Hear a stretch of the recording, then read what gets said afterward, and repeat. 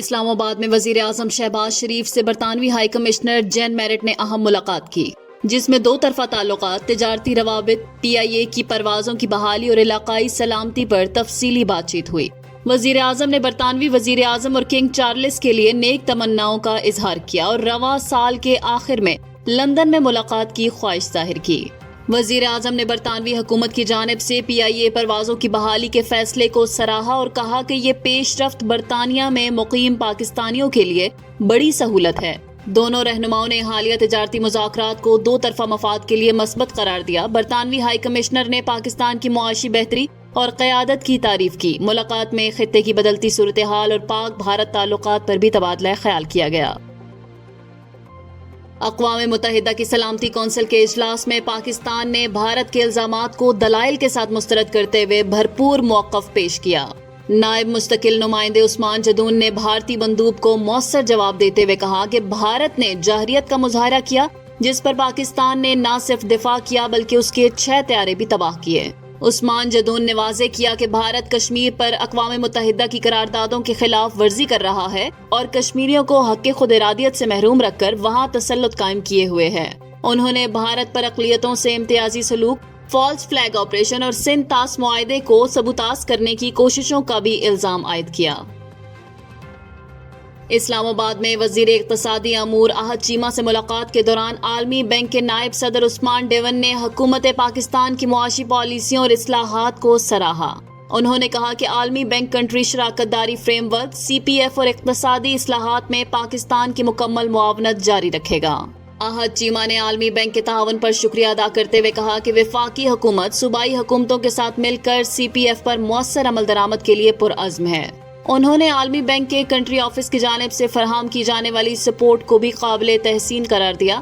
ملاقات میں دونوں رہنماؤں کے درمیان اقتصادی تعاون کے فروغ، مشترکہ حکمت عملی اور پاکستان کو MENAP ریجن میں شامل کرنے جیسے اہم امور پر گفتگو ہوئی۔ وزیر اعظم شہباز شریف نے FBR اصلاحات پر مزید اقدامات کی ضرورت پر زور دیا ہے۔ اجلاس میں بتایا گیا ہے کہ ٹیکس ٹو GDP ریشو میں 1.5% اضافہ ہوا، جبکہ گوشوارے جمع کرانے والوں کی تعداد 45 لاکھ سے بڑھ کر 72 لاکھ ہو گئی ہے۔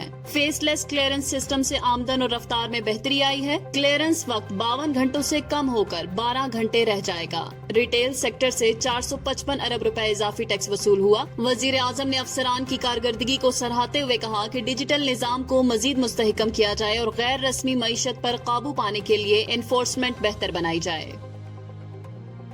اسلام آباد کی نجی ہاؤسنگ سوسائٹی کے برساتی نالے میں کار سمیت بہہ جانے والے باپ اور بیٹی کی تلاش دوسرے دن بھی جاری ہے۔ ریسکیو 1122 کی ٹیمیں دریائے سواں کے مختلف مقامات پر سرچ آپریشن میں مصروف ہیں۔ واقعے کے مقام پر بھی مسلسل سرچ جاری ہے، تاہم گزشتہ رات اندھیرے کے باعث ریسکیو آپریشن محدود کرنا پڑا تھا۔ اب روشن دن میں دوبارہ کوششیں تیز کر دی گئی ہیں۔ پشاور اور دیر میں موسلادھار بارش نے گرمی کا زور توڑ دیا، لیکن ندی نالوں میں طغیانی اور رابطہ سڑکوں کو نقصان بھی پہنچا۔ پشاور، سوابی، دیر اور دیگر علاقوں میں گرج چمک اور تیز ہواؤں کے ساتھ بارش سے موسم خوشگوار ہو گیا، تاہم بالائی علاقوں کی سڑکیں بہہ گئیں اور پانی کی سطح بلند ہونے سے خطرہ برقرار ہے۔ محکمہ موسمیات نے مزید بارشوں اور لینڈ سلائیڈنگ کا خدشہ ظاہر کرتے ہوئے متعلقہ اداروں کو الرٹ رہنے کی ہدایت کی ہے۔ اقوام متحدہ نے انکشاف کیا ہے کہ اسرائیلی فوج نے غزہ میں امداد لینے کی کوشش کرنے والے 1000 سے زائد فلسطینیوں کو شہید کر دیا ہے۔ UN کے مطابق یہ شہادتیں 26 مئی سے شروع ہوئیں، جب سے غزہ ہیومینیٹیرین فاؤنڈیشن نے امدادی سرگرمیاں بحال کی۔ ترجمان سمین الخیطان کے مطابق 776 افراد غزہ ہیومینیٹیرین فاؤنڈیشن مراکز کے قریب اور 288 افراد امدادی قافلوں کے آس پاس اسرائیلی فائرنگ کا نشانہ بنے۔ ان اعداد و شمار کی تصدیق مقامی میڈیکل ٹیمز، انسانی حقوق کے اداروں اور فلاحی تنظیموں نے بھی کی ہے۔ غزہ میں جاری جنگ کے باعث 20 لاکھ سے زائد افراد شدید غذائی قلت کا شکار ہیں۔